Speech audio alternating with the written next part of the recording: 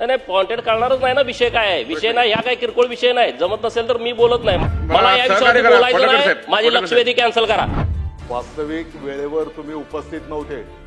ऐकून घ्या, ऐकून घ्या. आता उत्तर द्या. तुम्ही मला ऐकू नका म्हणजे. अरे उत्तर घ्या, उत्तर घ्या, उत्तर घ्या. मी अतिशय नम्रतेने आपल्याला सांगू इच्छितो. अध्यक्ष महोदय छापल्याप्रमाणे. अध्यक्ष महोदय, 3-4 अधिवेशनामध्ये मी सातत्यानं या विषयावरती लक्षवेधी मांडित आहे. मी विधान परिषदेचा आमदार असल्यापासून या सगळ्या विषयावरती भूमिका मांडतोय. आपल्या माध्यमातून माननीय मंत्री महोदयांना माझी हात जोडून नम्रतेची विनंती आहे की हा प्रश्न महाराष्ट्रातील SC, ST, OBC, minor OBC, VJNT या सर्व कॅटेगरीतील लोकांच्या वरती इफेक्ट करणारा विषय आहे. राज्यातील सरळ सेवा शिक्षक भरती संवर्गातील बिंदू नामावलीमधील तपासणीमध्ये मोठ्या प्रमाणामध्ये घोटाळा केलेला आहे. आणि अध्यक्ष महोदय 2-3 लाख, हा नुसते मी शिक्षण विभागाचा मांडतोय, पण सर्व विभाग आरक्षण देऊन उपयोग काय आहे. आज जर तुम्ही कायदा काय म्हणतोय, बिंदू नामावली 1970ला पहिल्यांदा आली आणि त्यामध्ये अनेक वेळा बदल झाले. जेव्हा जेव्हा रिझर्वेशन, ओबीसीचं रिझर्वेशन आलं, बिंदू नामावली चेंज झाली. नंतर VJNT त्यामध्ये प्रवर्ग तयार केला. 97ला परत ते बिंदू नामावल्या बदलल्या. 2018ला मराठा आरक्षण आलं, परत बिंदू नामावली बदलली. परत मराठा आरक्षण रद्द झालं, परत चेंज झाली. परत नव्यानं मराठा समाजाला आरक्षण दिलं, बिंदू नामावली बदलली.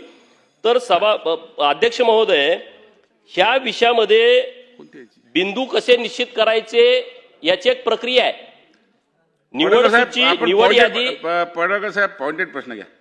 नाही पॉइंटेड कळणारच नाही ना विषय काय आहे. विषय नाही, ह्या काय किरकोळ विषय नाही. जमत नसेल तर मी बोलत नाही. मला काय नुसतं बाहेर बातमी देण्यासाठी बोलायचं नाही. विषय जर सविस्तर एक लक्षात घ्या, आज 17 लक्षवेधी दाखवलेल्या आहेत. हा विषय सभागृहात मांडलाय. त्या वेळेमध्ये घ्यावे लागेल. आपण पॉइंटेड प्रश्न विचारा, मला पॉइंटेड उत्तर मंत्री महोदयांनी द्यावं. विषय काय आहे, सर्वांना विनंती आहे. विषय एवढा मोठा सिरियस आहे, पॉइंटेड बोलू शकत नाही मी. मला सविस्तर वेळ द्या या विषयामध्ये बोलायचा. हा मागासवर्गीयचा सगळा विषय आहे. बिंदूमध्ये बदल झालाय आणि याच्याबद्दल सरकारनं निर्णय दिलेले आहेत. सरकारचे निर्णय काय आहेत? 1997चं पत्रक आहे. सरकारचं भूमिका आहे की जर एखादा मुलगा मागासवर्गीय असेल आणि तो मेरिटमध्ये आला, तो खुल्यामध्ये बसत असेल तर तो खुल्यामध्ये घ्यावा. आता काय करतायत हे सगळे लोक, अधिकारी लोक, मागासवर्गीयांची मुलं ओपन मेरिटमध्ये आल्याच्या नंतर तुम्ही ओपन मेरिटमध्ये दाखवत नाही त्यांना, परत तुम्ही त्याच्या जातीच्या बिंदूवरती दाखवताय. जातीच्या बिंदूवरती दाखवल्यानंतर त्याला जागाच मिळणार नाही ना. बरं, हे मी पुरावे घेऊन आलोय. मी काय असं तुम्हाला फेक बोलत नाही. अहो, मी या कळणारच नाही विषय. मी 3 वेळा बोललोय, नुसतं 3 वेळा बैठका केल्या. प्रश्न घ्या, उत्तर नाही. मला एक विषय तुम्हाला समोर द्यायचा आहे. कुठला द्यायचा आहे? पुणे महानगरपालिकेचा.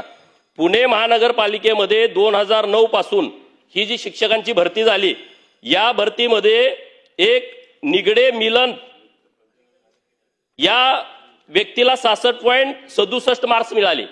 हे ओपनच्या यादीमध्ये आहेत. आणि ओबीसीच्या यादीत दाखवलेली 16 मुलं, SCच्या यादीत दाखवलेली 3 मुलं, NTच्या यादीत दाखवलेली 2 मुलं, ही 66.67 पेक्षा जास्त आहेत मार्क. त्यांना खुल्या प्रवर्गात दाखवण्याची आवश्यकता होती, परंतु त्यांना खुल्या प्रवर्गात दाखवलं नाही. मंत्री महोदय उत्तर द्या.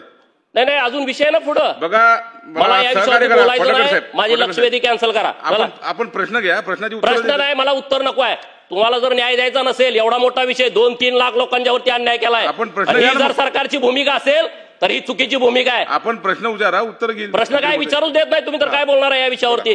काय कळालं तुम्हाला या विषयामध्ये?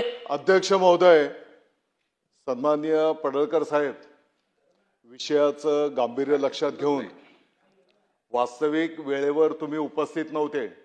या लक्षवेधी ही ऐकून घ्या. आता उत्तर द्या. तुम्ही मला ऐकू नका म्हणजे. अरे उत्तर घ्या, उत्तर घ्या, उत्तर घ्या. मी अतिशय नम्रतेने आपल्याला सांगू इच्छितो. आपण नव्हते तरी मी थांबून राहिलेलो आहे. विषयाचं गांभीर्य लक्षात घेऊन आणि अध्यक्ष महोदय, मी तुम्हाला विनंती केली की 4थी लक्षवेधी परत घ्या. हो, बरोबर. आणि म्हणून माझी आपल्याला विनंती आहे की वस्तुस्थिती समजून घ्या. विषयाचं गांभीर्य आम्हाला पण आहे. आपण जे काही मुद्दे उपस्थित करत असाल त्या मुद्द्यांचं चौकशी करू, कारवाई करू. परंतु आत्ताच्या घडीला जी काही आकडेवारी आहे आणि जी काही कार्यपद्धती संपन्न झालेली आहे ती पण तुम्ही ऐकून घ्या.